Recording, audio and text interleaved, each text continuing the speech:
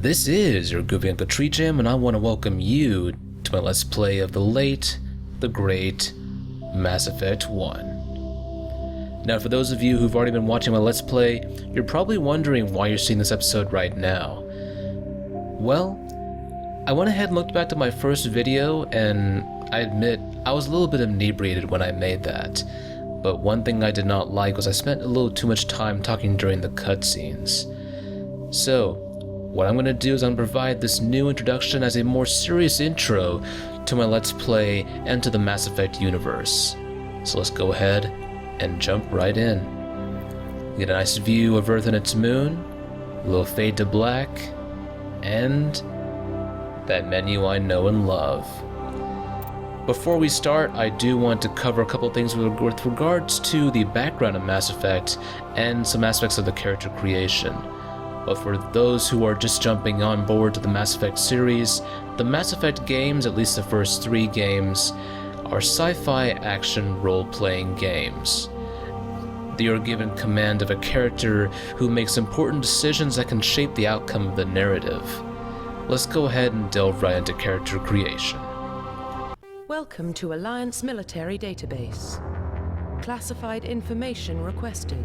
To give you guys a sense of the setting of Mass Effect, the Mass Effect series are set during the late 22nd century. Humanity has become a very important political, economic, and military force in the galaxy, and they are part of a much larger galactic community composed of other sentient races, all of which seem to use technology in a very similar fashion in many ways. Let's go ahead and connect to the database. Establishing secure connection. Secure connection confirmed. Now, I did mention that humanity had become an important player in the galaxy. To the rest of the galaxy, humanity is represented by the Systems Alliance, essentially a conglomerate or a unification of different nationalities and cultures meant to handle the very lofty and actually very expensive costs of exploring space. Here we have Commander Shepard, who is going to be the central character of the first 3 games, and we can choose a run-of-the-mill Shepard, we can go ahead and choose an existing ID from a previous playthrough, or we can create an entirely new custom Shepard. Let's go with the middle option. And we're going to choose female because I am playing FemShep in this Let's Play. Please log in to access your profile. And here we go.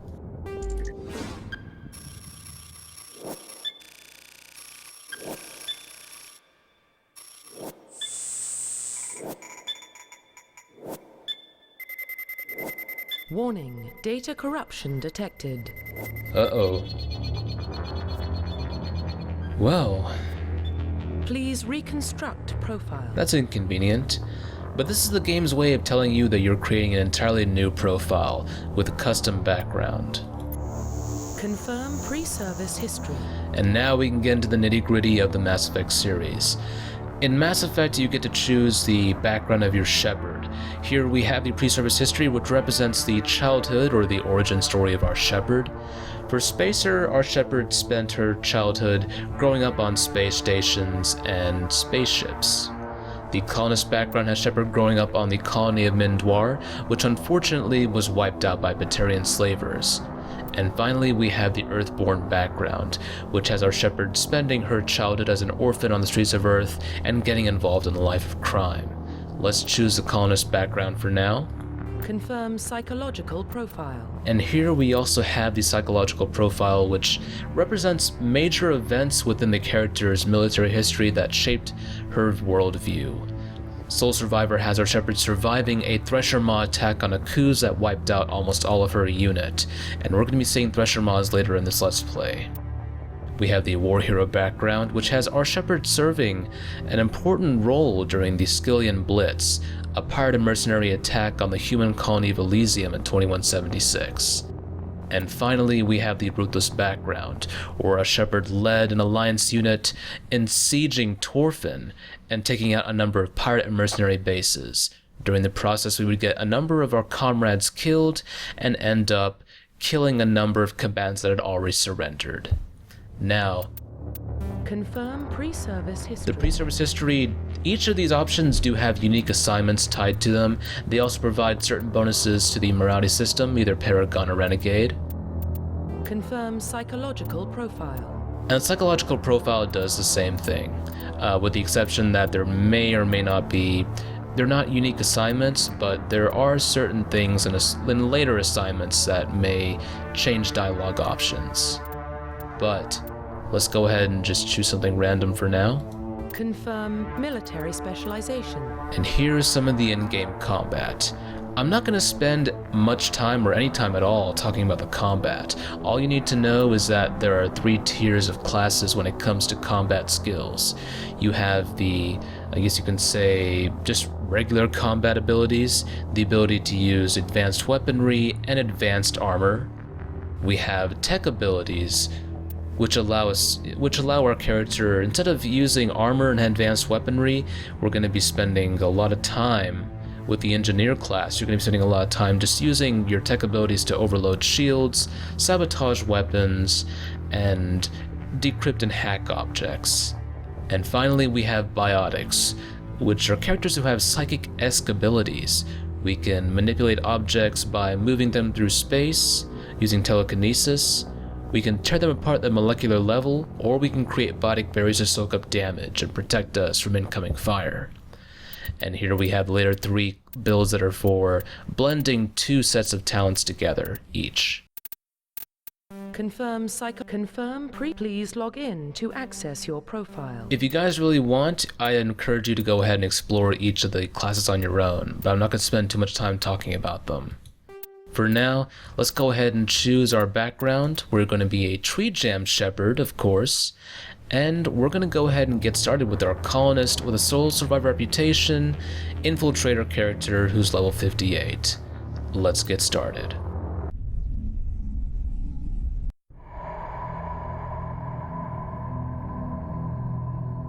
Well, what about Shepard? She grew up in the colonies. She knows how tough life can be out there. Her parents were killed when slavers attacked Mindwar. She saw her whole unit die on a cruise. She could have some serious emotional scars. Every soldier has scars. Shepard's a survivor. Is that the kind of person we want protecting the galaxy? That's the only kind of person who can protect the galaxy. I'll make the call.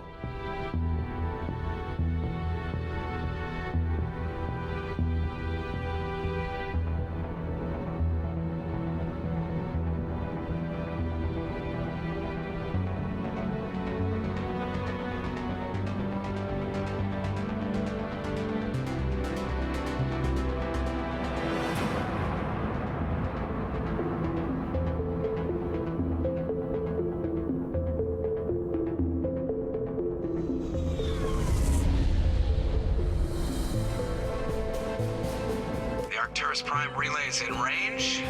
Initiating transmission sequence. Commander?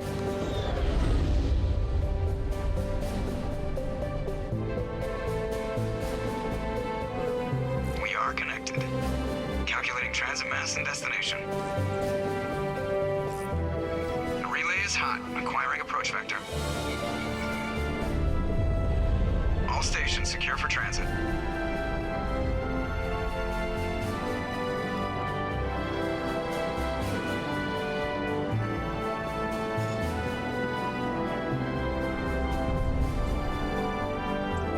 Is green.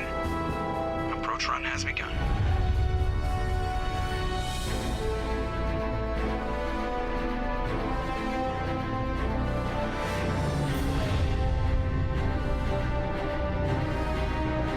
Hitting the relay in 3, 2,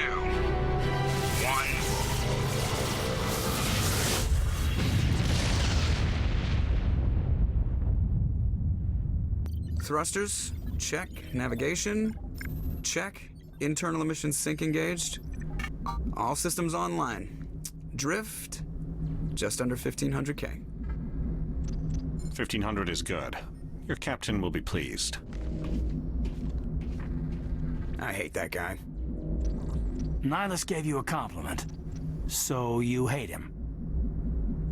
You remember to zip up your jumpsuit on the way out of the bathroom? That's good. I just jumped us halfway across the galaxy and hit a target the size of a pinhead, so that's incredible. Besides, Spectres are trouble. I don't like having them on board. Call me paranoid. You're paranoid. The Council helped fund this project. They have a right to send someone to keep an eye on their investment. Yeah, that is the official story. But only an idiot believes the official story. And now we get to take a little bit of a stance regarding the commentary of our crew members. As you can sense, there's a little bit of unease at having a non-human, or actually you can say a Council operative on board the ship. And those of you who don't know what the Council are, the Council represents the galaxy's leadership at this time. They are very important political figureheads that regulate the affairs of trillions of lives. But let's go ahead and tell our crew members to pipe down and get back to doing their jobs, because they're spending a little too much time being unprofessional. That's enough. Your soldiers act like it. Sorry, Commander. Joker, status report. Just cleared the mass relay, Captain. Stealth systems engaged. Everything looks solid. Good. Find a comm buoy and link us into the network. I want mission reports relayed back to Alliance brass before we reach Eden Prime. Aye, aye, Captain. Better brace yourself, sir. I think Nihilus is headed your way. He's already here, Lieutenant. Tell Commander Shepard to meet me in the comm room for a debriefing. You get that, Commander? And just for kicks? Great. You pissed the captain off and now I'm gonna pay for it. Don't blame me. The captain's always in a bad mood. Only when he's talking to you, Joker. And that, Joker, is why you are the cream of our crop when it comes to Alliance pilots. You, sir, are a dick. I'm just kidding. Love you, man. The captain's waiting for you in the comm room, Commander. You probably don't want to keep the captain waiting, Commander. Alright. Now, here we are in Mass Effect. Oh, man. You guys have no idea how bubbly I get when I say that introduction. Just... Oh, yeah. We can have some fun times. Now, I do want to mention that we get to walk around the cabin and just kind of get an idea of how the controls work, and if you want, you can go ahead and change up the gameplay settings. And you will not be penalized for changing the difficulty at this time. So, a little thing to keep in mind. But let's go ahead and move forward and talk to some of the other crew members and get acquainted with what's going on. We're supposed to be on a mission, but we need to find out more about what we're doing here. I'm telling you, I just saw him. He marched by like he was on a mission. He's a Spectre. They're always on a mission. And we're getting dragged, right along with him. Relax, Presley. You're gonna give yourself an ulcer. Here we have Navigator Presley, and it seems that he's been talking with Engineer Adams about something regarding our Spectre companion, who just left the bridge a while back. Let's see if we can find out more about what's going on. Congratulations, Commander. Looks like we had a smooth run. You heading down to see the captain? Sounds like you don't trust our Turian guest. Sorry, Commander. Just having a chat with Adams down at engineering. I didn't mean to cause any trouble. But you have to admit, something's odd about this mission. The whole crew feels it. You think the Alliance brass is holding out on us? If all we're supposed to do is test out the stealth system, why is Captain Anderson in charge? And then there's Nihilus. Spectres are elite operatives, top covert agents. Why send a Spectre, a Turian Spectre, on a shakedown run? It doesn't add up. So it seems that Presley might have his ear to the ground regarding the events of this mission. Let's find out more about the Turian Spectre that was accompanying us, and learn a little bit more about Captain Anderson and the Normandy stealth systems. You don't trust Nihilus? I don't like Turians in general. It runs in my family. My grandfather fought in the First Contact War, lost a lot of friends when the Turians hit us. That was 30 years ago. You can't blame Nihilus for that. No, I guess not. But it still makes me nervous to have a Spectre on board, especially a Turian. We're an Alliance vessel, human military, but Nihilus doesn't answer to the captain like the rest of us. Spectres operate outside the normal chain of command. And they don't come along just to observe shakedown runs. Nihilus looks like he's expecting some heavy action. I don't like it. So we're getting the feeling that the Spectres are either respected or feared in the galaxy for their skill and or influence. We also get the idea that there are people like Presley who don't quite appreciate close council intervention. But let's go ahead and get an idea about Presley's service history with regards to his service under Captain Anderson. Do you have a problem with the captain? No, man. But I can't figure out what he's doing here.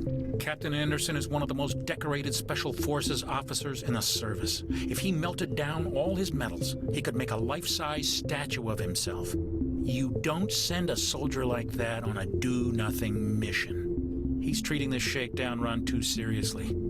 Something big is going on. What do you know about the stealth systems? I just know it masks our location from scans and sensors. Cutting-edge technology. The Normandy's the only ship with this prototype drive. But why are we fully staffed? A skeleton crew would be cheaper, less chance of security leaks too. Plus there's Nihilus. It's pretty obvious this shakedown run is just a cover. For what?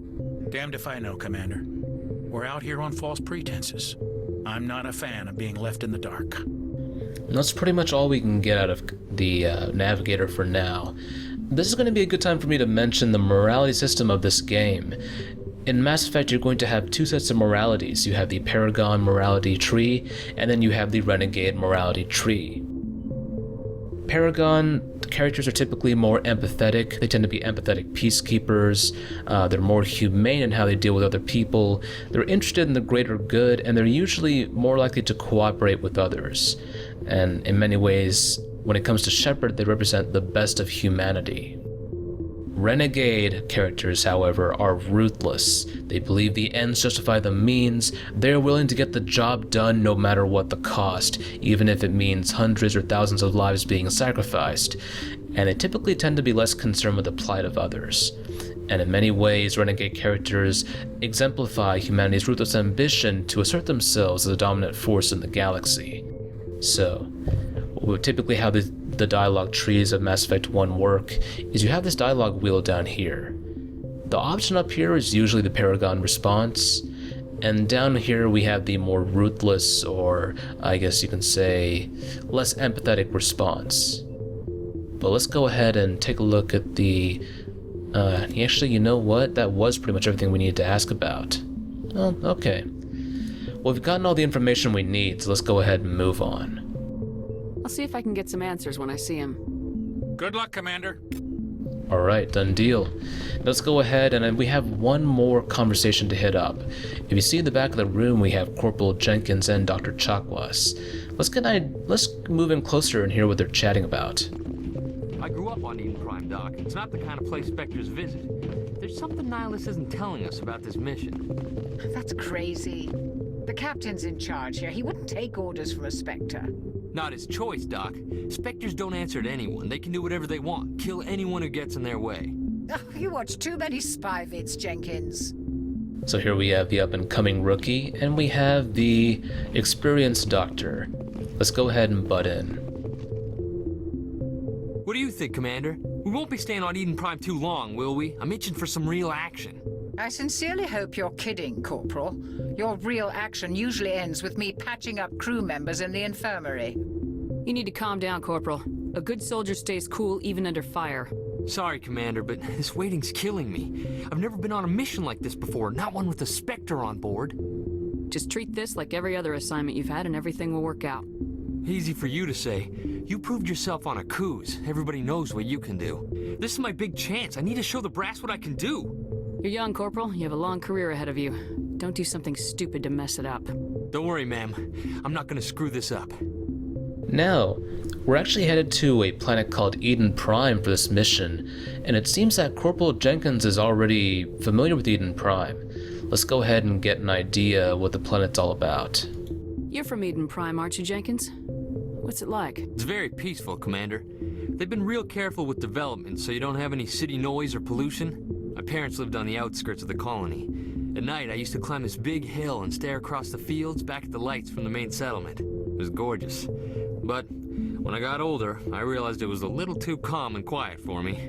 That's why I joined the Alliance. Even Paradise gets boring after a while. Any idea why Eden Prime was chosen as our destination? Not really sure, Commander. Eden Prime's one of our most stable colonies. Good place to take the Normandy for a shakedown run, I guess. No real danger there. There's gotta be something else going on. We've got a Spectre on board. That's why I'm so wound up. I can't wait for the real mission to start. Whoa, take it easy. Calm down. Take a step back. Just breathe. Alright, seems Jenkins is a bit of the impatient type, but let's go ahead and get his opinion on the Spectres, and especially regarding our Spectre guest, Nihilus. What do you know about the Spectres? Only what I've heard. Spectre agents work directly for the Citadel Council. They usually work alone or in small groups. Spectres don't have any official power, though. Basically, they're a shadow organization with a mandate to preserve and protect galactic stability. Protect it at any cost. Don't forget that part. Spectres operate above the law.